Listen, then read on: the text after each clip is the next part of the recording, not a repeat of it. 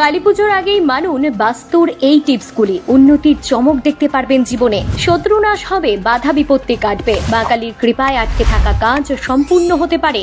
শাস্ত্র অনুযায়ী কালীপুজোয় আলোর উৎসবে অশুভ শক্তিকে হারিয়ে শুভ শক্তিকে উদযাপনের সময় কার্তিক অমাবস্যা তিথিতে মা কালীর আরাধনা করা হয়ে থাকে। কালীপুজোর আগে বাড়িতে কয়েকটা ছোট পরিবর্তন করলে তার সুদূর প্রসারী শুভ ফল আপনি নিজের জীবনে লাভ করতে পারবেন। বাস্তুশাস্ত্র বিশেষজ্ঞরা বলছেন, কালীপুজোর আগে বাড়িতে কয়েকটা পরিবর্তন আনা অত্যন্ত জরুরি। এর ফলে আপনার বাড়িতে পজিটিভ এনার্জি বাড়বে, সঙ্গে সম্পদ লাভের সম্ভাবনা জোরদার হবে। কার্তিক অমাবস্যায় মা কালীর আরাধনার পাশাপাশি দীপান্বিতা লক্ষ্মী পুজোও করা হয়ে থাকে।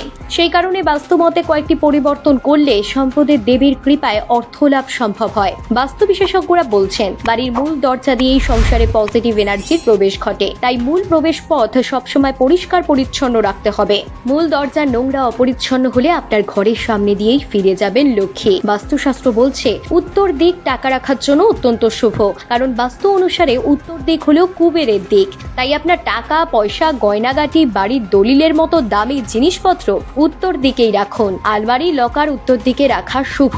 উত্তর দিকে মা লক্ষ্মীর ছবিও রাখতে পারেন। এইদিকে ভুলেও জুতো, ডাস্টবিন এবং অপ্রয়োজনীয় জিনিস জমিয়ে রাখবেন না। বাস্তু অনুযায়ী বাড়ির যেদিকে যে জিনিস রাখা দরকার সেই দিকে সেই জিনিসই রাখুন। ঘরে তুলসী গাছ যেন অবশ্যই থাকে এবং নিয়মিত তুলসী গাছে জল দেবেন ও তুলসী তলায় প্রদীপ জ্বালাবেন।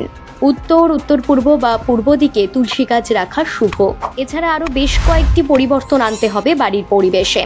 ঘরে রঙের প্রভাব, শুধু দরজা নয়, ঘরের রঙও জীবনের প্রভাব ফেলে। শোয়ার ঘরে হালকা নীল বা সবুজ রং ব্যবহার করলে মানসিক চাপ কমে যায়, ঘুম ভালো হয় এবং সম্পর্ক দৃঢ় হয়। বসার ঘরে হলুদ বা ক্রিম কালার করতে পারেন, তার ফলে আনন্দ, উৎসাহ এবং ইতিবাচক শক্তি বজায় থাকবে।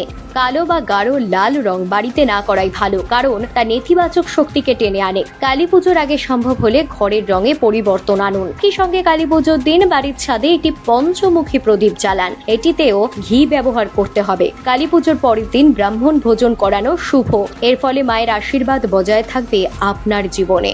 যদিও উপরিউক্ত সকল তথ্যই বাস্তু ও জ্যোতিষশাস্ত্রের উপর ভিত্তি করে বলা হয়েছে, এগুলি আপনাকে কোনোভাবেই মেনে চলতে বাধ্য করে না আমাদের চ্যানেল।